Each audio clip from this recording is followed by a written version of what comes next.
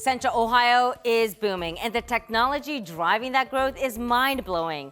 Just ahead, an exclusive one-on-one at the Ohio Future Forum, where leaders share how this region is building the future right here, right now. Plus, The Ohio State University answering the call for more nurses with an exciting promise, a guaranteed job right after graduation. It's very calming to know that however I progress through this program, I have a job waiting for me. We'll show you how students are training inside the hospital to meet Central Ohio's growing healthcare needs. And the west side of Columbus is getting a long-awaited major supermarket. It's a food desert in this part of west side of downtown Franklinton area. There's no grocery stores.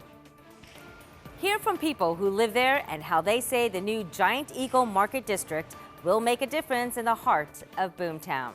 Central Ohio is booming. We all see it and we all can feel it. So here's what we uncovered this week in Boomtown.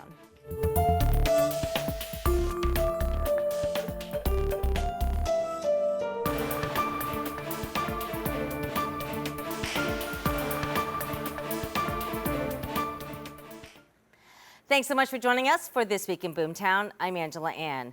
It's been a busy week in the capital city, so let's start with some headlines. Take a look at this. Renderings showing what the merchant building downtown will look like when it opens next year. You know, this is the one right there next to the North Market. Well, it's climbing higher every week, and it's supposed to be 32 floors high. This week, construction crews reached the 27th floor. And for perspective, that's higher than a stack of 50 school buses. You can really see the change outside with the going up, giving that tower a finished look. Developers will start focusing on interior work sometime next month. Over in Dublin, a new project called Bridge North will bring hotels and apartments along with offices and shops. The development at the Bridge Street District stretches across 5 buildings. It even includes a 150-room Hilton hotel, the first of its kind in Ohio. Ground won't break until 2026, but Dublin city leaders say it will feel like an extension of the popular Bridge Park area with retail, restaurants, even green space by the year 2028. Moving to downtown Columbus now, after years of delays, this week city leaders unveiled plans for a new Franklin County Municipal Courthouse. The project is expected to cost around $300 million, and it will replace the current building built back in the 1970s. Plans call for an 8-story, 340,000 square foot building with a sky bridge right over High Street. Demolition could start next year, with construction wrapping up by 2030. Now, on the topic of downtown, if you've ever been to the west side of Columbus, you'll know there's not a lot of options if you want to buy fresh produce. So take a look at this map right here. This is the west side of Columbus. And if you look, you can see some red dots there. We're going to zoom in and show you that really there aren't that many places to choose from. You have a Gleason's Market here, a UDF right on Broad Street, Sally's Market, but truly no major grocery stores in this entire area. So this is a real issue. Not one single big chain grocery store available. That's all going to change very soon. This week we learned of plans to build a Giant Eagle Market District at the new Peninsula development in Franklinton. 10 TV's Tara Jabor spoke with the people who say they have waited far too long for this day to come. It's a food desert in this part of west side of downtown Franklinton area. There's no grocery stores.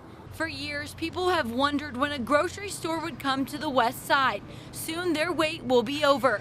In just a few years, a Giant Eagle Marketplace will call the west side home. Make it a lot easier to go and just get, little things and eat healthier, because I can actually buy fresh produce. Ed Sermosky works in Franklinton. He bikes to and from work every day. He's looking forward to a shorter trip to the grocery store. If I commute by bicycle, I do all of my grocery shopping on a bicycle, so I always have to go kind of far away and then drag it all back. The city of Columbus has a goal to have 40,000 people live downtown by 2040.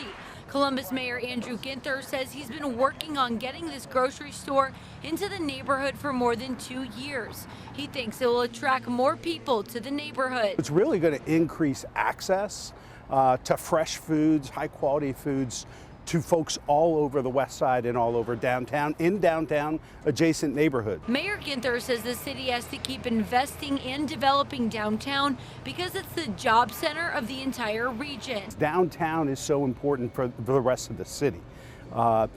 downtown and people working downtown help to pay for basic city services in neighborhoods throughout our city. For Bowman and Shermosky, they told us they will definitely go to the store. They hope this creates a positive change as downtown Columbus comes back to life. A grocery store or more would add to that attraction, the amenities to live downtown for the workforce. And that was Tara Jabor reporting. Thank you so much, Tara. Now, there's no timeline yet for when that store will open, but construction is expected to begin next year. This issue is not unique to downtown, though. In fact, there is an effort now being made across the entire city of Columbus to increase access to food and resources like housing. The Mid-Ohio Food Collective's Eastland Prosperity Center is one example. 10 TV first told you about this nearly a year ago. Construction just started on the project this summer, and you're looking at two renderings here. Video of what the center looked like last October and to what it soon will be. The 67,000 square foot center will offer a free food market, a community health center, and other resources for people in that part of Southeast Columbus. It'll also bring some much needed jobs. I'm hoping we hire a lot of people from the neighborhood. You know, we'll need a market manager and a market team to run this market. We would love to hire. We've had a great partnership already with the librarian community that's here. So, real game changer, the Mid-Ohio Food Collective says the center is expected to serve more than 100,000 people from across the region every year. We should see it open by the second half of next year. When it comes to keeping a booming population healthy, well, there's more than meets the eye. That's why The Ohio State University is coming up with new and creative ways to make sure OSU is graduating enough nurses. The goal is to handle our growing and aging population. $14 million is now dedicated to expand enrollment at Ohio State, but the need for healthcare professionals is even greater as OSU prepares to open that brand new hospital tower next year. 10 TV's Kevin Landers spent this week looking into some solutions. Ohio State President Ted Carter has made a promise to every nurse who graduates, a guaranteed job inside that hospital across the street. There's the traditional way of teaching nursing. My name's Aaron. I'll be your student nurse today. How are you feeling? And now a virtual way. This should help you to breathe, sir. To provide better care at the bedside. Students say learning in a virtual hospital helps them become better caregivers. It helps us be able to make mistakes in real time without threatening patient safety. With a patient population growing, Ohio State School of Nursing is having to increase enrollment from 176 to 320 students every year for the next decade to meet the demand. Kelly Sullivan, the director of pre-licensing, says the call to add more students is attainable. How are you going to attract that many more students? Where are you going to get them from? We routinely turn away a number much more than that, so we don't anticipate having issues filling those numbers. There are more than 131,000 registered nurses in Ohio as of 2022, and that number is expected to increase 3% every year until 2032, with projected yearly job openings of about 8,000. Students like Caden Clapp and Zoe Newman say knowing the university has guaranteed them a job upon graduation is all the more reason to join the nursing ranks. When you heard that, what did you think? It's very calming to know that however I progress through this program, I have a job waiting for me. While the nursing profession continues to suffer from high burnout rates and high workplace violence, these students say it's not enough to deter what they say is their call to care. I think one of the most important things I've been taught is how to set boundaries with my patient. With Central Ohio's population expected to reach 3 million by the year 2050, the demand for nurses will only grow, not only for those who are moving here, but older people who are already here. Kevin Landers, 10 TV News. Kevin, thank you. Now, it's not just Ohio State. Columbus State Community College is also doing its part to fill the nursing shortage in Boomtown. Take a look at this video from the moment construction started on the brand new Ohio Health Hall. It's a new academic building dedicated solely to healthcare, and it's all part of an initiative to double the number of graduates in high-demand healthcare fields over the next decade. Ohio Health President and CEO Dr. Stephen Markovich says, quote, "This is a critical time to invest in Central Ohio's healthcare workforce as our population grows with new residents drawn by job opportunities and as our aging generations require more care." Construction of the new hall is set to be completed in 2027. Now, we're really talking about a health trend that you will find all throughout Central Ohio. Marysville in Union County is also growing fast, which means more people, more homes, and bigger healthcare needs. This week we learned Marysville's Memorial Health is planning a $56 million emergency room expansion. That will help it handle the rising number of patients, which is expected to almost triple by the year 2050. Growth is good in a lot of ways. We're the fastest growing county in the state of Ohio. We've been blessed to have that, and I think balancing that is a key as we go forward. Well, the timing couldn't be better since the current emergency room is nearly 3 decades old. The hospital will break ground next year, but the new ER is not set to open until 2028.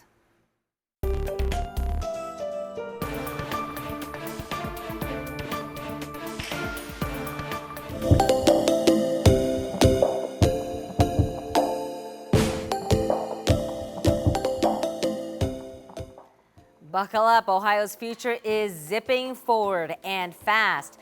From flying taxis to self-driving semi-trucks and even foldable scooters, the future of Boomtown is bright. Those are just some of the many high-tech demonstrations put on this week by the Ohio Chamber of Commerce for its 2nd annual Ohio Future Forum. We went out there to find out how our state is leading the way with this industry. Here's my conversation from earlier this week with the Chamber's Travel and Tourism Policy Director, Matt McLaren. All right, so Matt, here we are. Great setup behind us. The 2nd Ohio Future Forum. How does it feel to have this thing launch again? It feels great, and we've grown in size. Ohio is such a leader in technology with aerospace, military defense, autonomous vehicles, electric vehicles. We get to showcase that here at the Ohio Future Forum today. So talk about some of the things we're seeing behind us. Like right now, there's stuff here that I want it, I just don't know how I would use it. Well, the smaller items you see are the Moto Compacto scooters. They're developed by Honda, by associates here in the state of Ohio. They are electric driven, they are fun to ride, they're last mile technology, right? But to get you to where you need to be for long haul, you want something like the electric Prologues that you see. And then of course the Integra, the Acura Integra, that's showcasing the Olympics, which we'll see here in the United States in just a few years. Very happy to have all these items on display. And what's really cool is these were made in Ohio. Most of these are made in Ohio. Honda has a huge presence in Marysville where they produce many of their cars. How much pride does that have when you get to say all this technology and all these ideas are coming out of the Buckeye State? A lot of pride. You know, Ohio is the heart of it all, but now we're also known as the Silicon Heartland because we are seeing so much technology being developed right here in Ohio. And we look around, you have so many other things. We have a Jeep right there in front of us. I hope to ride that later, but tell me about that Jeep. That's right, you're looking at a Jeep 4xe, which is the best-selling electric hybrid in the United States. It's built right here in Toledo, Ohio. A lot of fun to drive, all that Jeep capabilities that you're looking for. We also have a natural gas-powered garbage truck from Waste Management. Natural gas is an alternative fuel that powers their fleet. They also have a brand new recycling facility up in Cleveland, Ohio. Just some of the technology that we have on site. And some drones too. We do. Aerospace. Ohio is leading in aerospace. That's what we want to make sure people know walking away from this event today. The drones that we have on site are from Verizon. That's right, Verizon, the cellular company, also is involved in the security space. They use some of the larger drones like you'll see for security operations. And then different groups, military defense that use drones, Anduril, which we'll be building, it's military defense, Fury here in the state of Ohio. That'll be talked about at our event later today too. You know, technology is tough competition out there, and everyone's trying to one-up the next person. How is Ohio staying ahead of the curve as we continue to see this boom happening here in our state? Yeah, and you have to stay ahead of the curve, and it's a lot of what the Ohio Chamber of Commerce does. We help bring the businesses that are building technology into connection with the government, with the legislators, so that the right laws are passed to both promote that technology, but then also to balance it with the public safety. It's one of the main reasons that we have this event here today, and you'll see many legislators on site. Talk about our reputation. When you go out there, I mean, Ohio Chamber of Commerce, by the way, the #1 state chamber, so congratulations on that. That's right, thank you, Angela. Yeah. What is the reputation that our state has when you go out across the state to other forums or exhibitions and people hear, oh, you're from Ohio? It's exciting now, and I think if you would have gone many years ago, there really wasn't, say Ohio, there wasn't, good or bad, the way people thought of us, but now they understand that we have some of the biggest companies, the Intels, the Andurils, the Honda electric vehicle battery plants that are happening here in the state, and we're starting to make our name as a technology, an aerospace, a transportation, a futuristic state where people want to be. And I love that. I want to help keep that image going forward. I do want to talk about the drones a little bit more. Like you said, it's a whole new space for our state to get into. Yeah. I know ODOT is very much into air mobility. That's right. And what that looks like for our state. Is that the next frontier for us? It is the next frontier, and it's something where the technology is actually here now. Groups like Joby Aviation are building, they have working flying taxis. They're like large drones that 4 people and a pilot can fit in. You have a lot of drones that are doing everything from food delivery as an option, but we have to have the right laws in place and the right support for the companies that are building this technology for them to want to be in Ohio. That's part of what today is about. So much of the way that the state looks at its technology, either looks at airplanes that fly above 10,000 feet or things that are on the ground. Mm-hmm. As we start entering that 0 to 10,000 feet space with these drones, which we're going to see more and more, we want to get things right, be supportive of the companies that are doing them, but then getting the right policy in place so that it operates well. I feel like the Jetsons, like we are here. The Jetsons is really our reality today. It is. This technology is here, and you know, robots serving us pizzas and flying taxis. That's the Jetsons, right? What I'm not sure I'm ready for, Matt, to be honest, are the autonomous semi-trucks. Yeah. I mean, just driving by those as a human makes me nervous, right? Yeah. So talk about that technology that's being tested on our roads here. Being tested on our roads. I've actually had the pleasure of seeing this technology in person at the TRC Center here in the state of Ohio. What the technology does, it allows a semi-truck to drive with a person in it, and then one that's unmanned, autonomous, to follow it. And using different technologies like companies called Kratos, the Ohio Department of Transportation has successfully test-driven this, what's called platooning, so an autonomous truck literally following another semi-truck across the state of Ohio. And with those successful test drives, as they continue, I think that means we're closer to eventually seeing autonomous trucks on our roads. Are you talking still a few years out, or maybe in the next year or so? Yeah, I think we're talking somewhere between the next couple of years, right? Really? It's, you're going to start seeing more and more tests within the next year. Okay. But then within the next few years, I think those tests are going to turn into a reality of delivering supplies through autonomous vehicles. Which is really interesting, because a lot of times back in the day, people would say, oh, that's not another 5-10 years down the road. Yeah. I feel like everything has been ramped up much faster. Well, the technology exists, and now it's in the testing phase, and a lot of it depends on how well those tests go. So far, they've been going well, and that means we could hopefully rather quickly see this be implemented. As we see a drone flying above us right now. That's right, one of those large security drones. I mean, they can deliver food, they can deliver aid. There's so much more now that technology is allowing us to do. That's right, and this particular one helps with security. So if you think you need to go into an area where you need to be able to spot threats or find people, someone may be lost or something, drones like this bring that to a whole nother level for both security and safety. When we talk boomtown and we see the growth coming to central Ohio, how do you think this future forum fits into that growing region mentality? Yeah, we are a boomtown, aren't we? And the technology side is why I think we can say we're a boomtown. When you look at what we're attracting, the different type of companies we're attracting to central Ohio, they are building the future. They're the Andurils that are building the next level of military defense. They're the Intels that are building the next level of silicon chips. They're the Hondas that are building the next level of electric vehicle batteries. And they're choosing Central Ohio because of what we're able to offer from a workforce standpoint, from a support standpoint, from both the policy and overall regulatory side. And I think we're going to see it continue to grow. All right, so next year, we'll be back here. What will we see, do you think, in Future Forum? Yeah. This time next year, we're very hopeful that you'll see a flying taxi right here. Oh ones that there are the prototypes already in development, and the factory that will be building them in Dayton, Ohio is underway. So hopefully this time next year, we can actually show you a flying taxi built right here in the state of Ohio. You drive. No, we'll both ride. We'll ride, okay. Right. Matt, Thanks, you so Angela. much. That was great. Thanks. Thank you. I still don't know about those flying taxis, but let me know how that goes. All right, when we talk about the future of boomtown, it is clear our state is becoming a national leader.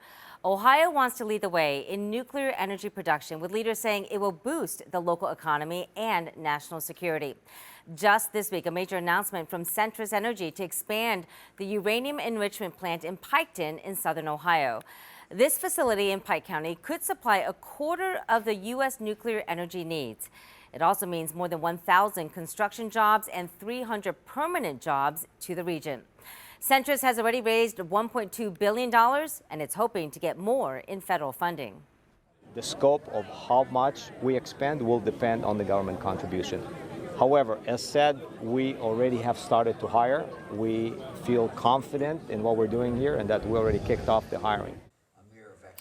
It's good news there. Governor Mike DeWine says this is key to national defense and making nuclear fuel right here at home. What Centrus is doing in Pike County, it's really important, I think, also for our national defense.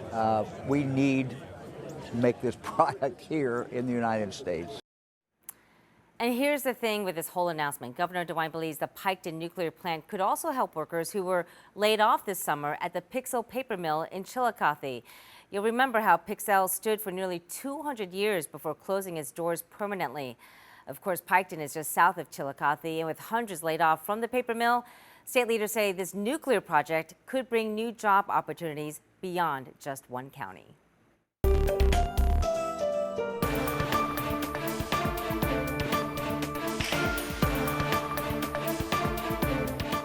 Well, a trip to Plain City will show you how a massive piece of industrial land is turning into green space. Look at this, Union County, one of the fastest growing in the state. And this new space is just one of many ways communities are making use of whatever land is available as the region grows. 10 TV's Colin Dorsey shows us how Plain City is making sure people who live there have plenty of options.